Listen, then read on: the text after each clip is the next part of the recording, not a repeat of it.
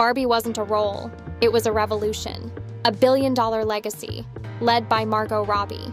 She didn't audition, she owned it, she produced it. But someone else wanted in. Blake Lively didn't get the call, so she started her own campaign. Pink Met gala gowns, Barbie-coded captions, even a multiverse pitch starring herself as Legacy Barbie. Rejected, instantly. Greta tightened the set. Margot smiled and added more glitter. When asked about the noise, she said, "We're not here to crown anyone, we're here to tell a story." And Blake? She disappeared from the pink timeline. No premiere, no statement, just silence. Barbie stayed protected. And Margot? She was the story. Welcome back to Clout Therapy, where we break down the wildest stories from the internet. Today, we're diving into a drama that went way deeper than anyone expected. Barbie wasn't just a movie. It was a full-blown cultural reset. And Margot Robbie? She was Barbie. But while she was busy carrying the whole billion-dollar franchise, someone else was trying to snatch the Barbie crown without ever stepping on set. Yep, Blake Lively was out here turning every red carpet into a pink carpet, styling herself like a living doll, and posting Barbie-core pics all over social media. From outfit choices to sneaky product launches, the girl was branding herself as the Barbie, without saying a word. Meanwhile, Margot stayed quiet. But let her box office numbers do the talking. This is a battle of blondes, branding, and who really owned the Barbie fantasy. If you love celebrity shade and unspoken rivalry, hit that subscribe button and turn on notifications. This is Clout Therapy. Let's rewind to early 2020. That's when the Barbie movie finally got the green light.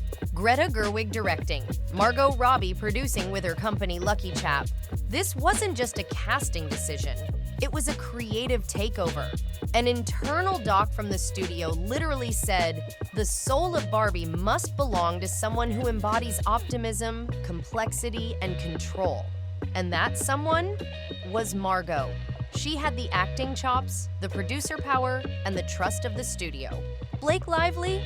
She wasn't even a name in the mix. Not on the short list, not in the conversation, not in the room.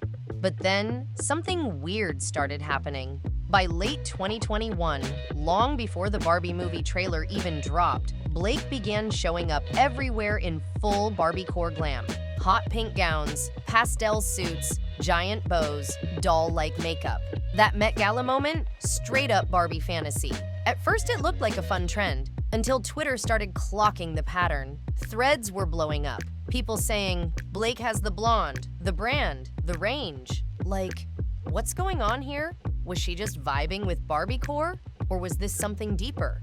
Then came the whispers. Agency insiders started leaking that Blake's team was strategically positioning her as Barbie, just not the one in the movie. Think bigger. Magazine spreads framing her as timeless, glamorous, the original doll. Influencer posts subtly comparing her to Barbie. And suddenly, every outfit was pink-coated. The branding was loud, but never obvious. This wasn't about acting. This was about identity. While Margot was deep in rehearsals and table reads, Blake was building a visual narrative, a public image. She was inserting herself into the Barbie universe without ever stepping on set.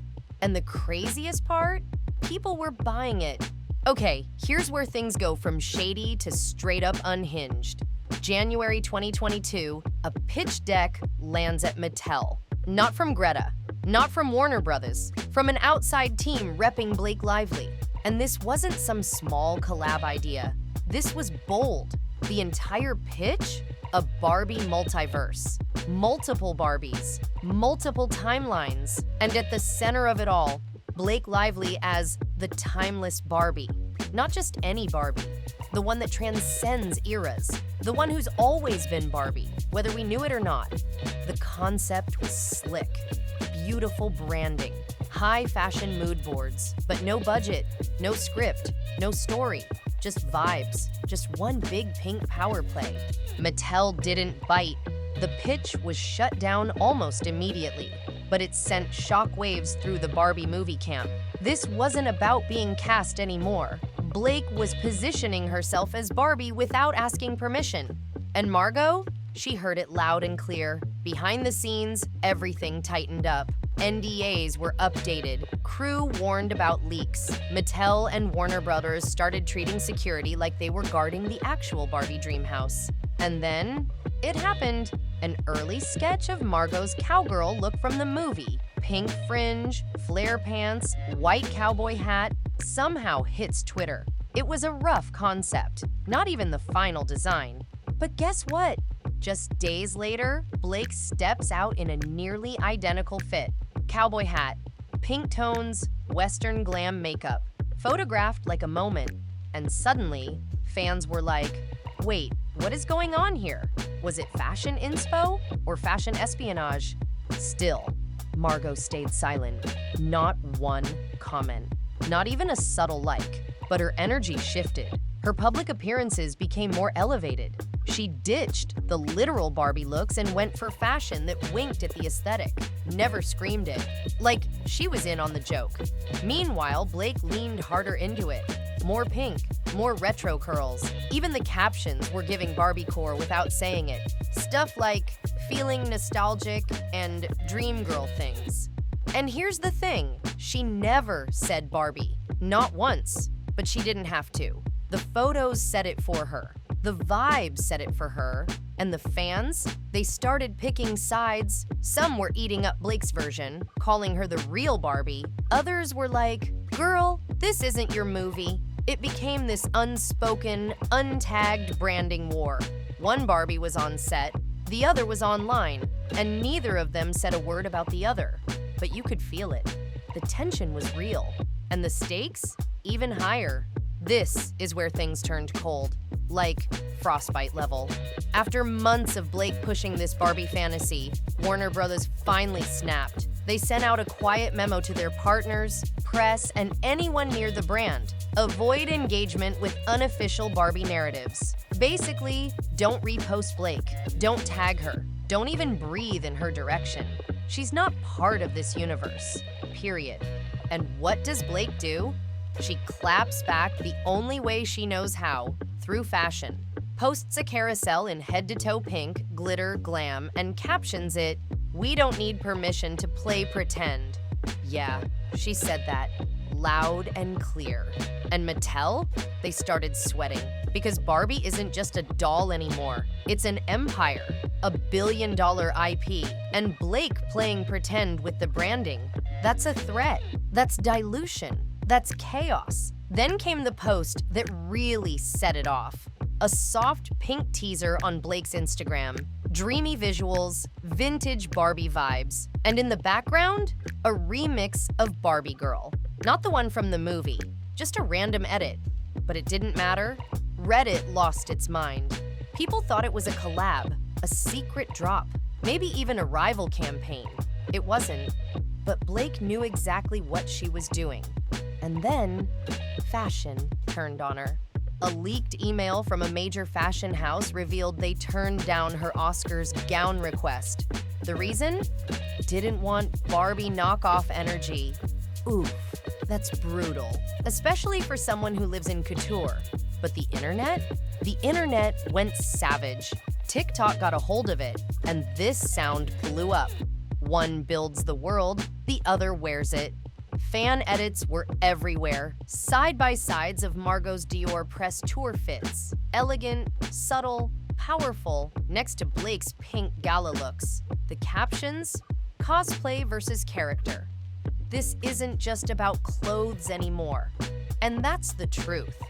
Margot never said a word, not a tweet, not a like, not even a smirk. But she didn't have to. The studio backed her. The fashion world backed her. And the internet already crowned her the one and only Barbie. Now this is where the story ends. And not with a bang, but a silent, pink-free fade-out. It's July. Global Barbie premiere. The pink carpet moment of the decade. Margot shows up looking like she walked straight out of the DreamHouse. Iconic, polished, completely untouchable. And Blake? Nowhere to be seen. No appearances. no watch party posts, no last-minute pink dress. Her entire team, silent. Not a tweet, not a whisper, not even a recycled Barbie-core outfit.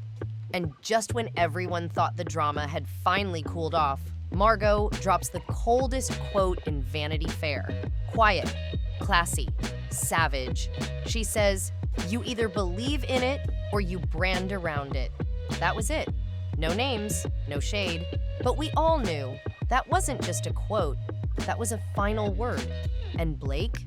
She was gearing up for her next move, something called DreamHouse Wellness. A soft launch, clean branding, that same pastel aesthetic. But before it even got announced, the teaser vanished. Gone. Quietly scrapped. And then, boom, an insider leak hits Twitter. A text between PR reps. It read, "It's not the font, it's the feeling." And they already own that. That was it. The pink throne was taken. The crown was sealed. And just when we thought the last chapter had been written, a casting doc from February 2021 gets leaked. One name under the role of Barbie, Margot Robbie. Alternate considerations? Completely blank. No backups, no second choice. Just Margot. Always Margot. And the final dagger? A fan tweet that said it better than any studio press release ever could. There was no plan B. There was only Margot. Game over. Here's how it ends. No red carpet, no photo ops, no hashtags. Just a quiet, grainy photo of Margot, Greta, and Florence sitting at a little cafe in Europe. No glam, no styling, just three women who built a billion-dollar cultural moment like it was nothing. Meanwhile, Blake, she's watching the Oscars from home. Soft lighting, muted pink in the background, Barbie theme playing low in the room. But she's not tagged in the moment. She's not in it. Because here's the truth. She didn't lose the role. She never had it. Because Barbie doesn't belong to whoever wears pink the loudest. She belongs to the one who makes us believe in it.